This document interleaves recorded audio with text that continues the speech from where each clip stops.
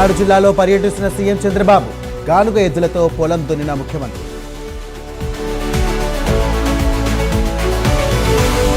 ఇచ్చిన మాట నిలబెట్టుకున్న మంత్రి నారా లోకేష్. శ్రీ విష్ణు వైద్యానికి 9 లక్షల CM relief fund release.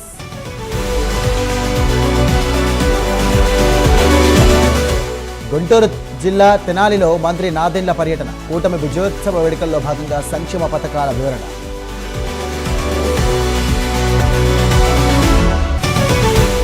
Tirumala శ్రీవారి దర్శనానికి పోటెత్తిన భక్తులు. వీకెండ్స్ కావడంతో ఒక్కసారిగా పెరిగిన రద్దీ.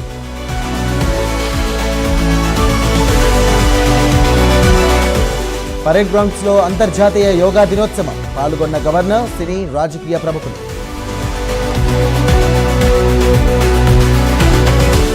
మరో కీలక నిర్ణయం తీసుకున్న తెలంగాణ సర్కార్. ప్రజా సమస్యల ఫిర్యాదు కోసం QR1 యాప్.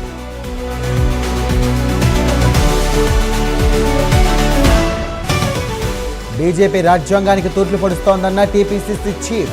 పవన్ ని వాడుకొని పాగా వేసేందుకు కుట్ర చేస్తోందని కామెంట్.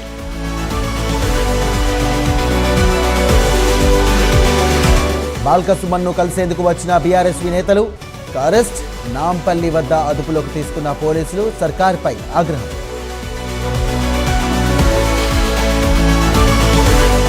ఈ నెల 25 నుండి తెలంగాణలో ఇంటింటి ఓటర్ల సమగ్ర సవరణ. పౌరులకు అసౌకర్యం కలగకుండా చర్యలు తీసుకుంటున్న SEC.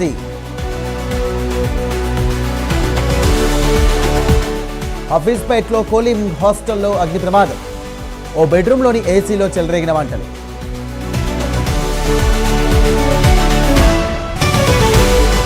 అయోధ్యలోని రామ మందిరం కేసుపై దర్యాప్తు పూర్తి. 150 మంది అనుమానితులను ప్రశ్నించి సీఎంకు సిట్ నివేదిక.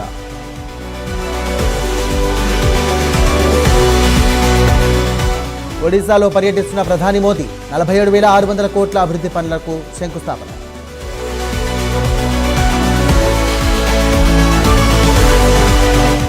ట్రంప్ వ్యాఖ్యలను తీవ్రంగా ఖండించిన మెలోని. ఇటలీ ఎవరికి ప్రాధాన్యపడదంటూ కూడా స్పష్టం.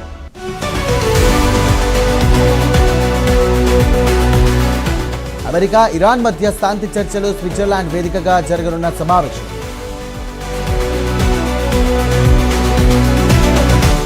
బంగ్లాదేశ్లో హిందువుల భారీ నిరసన.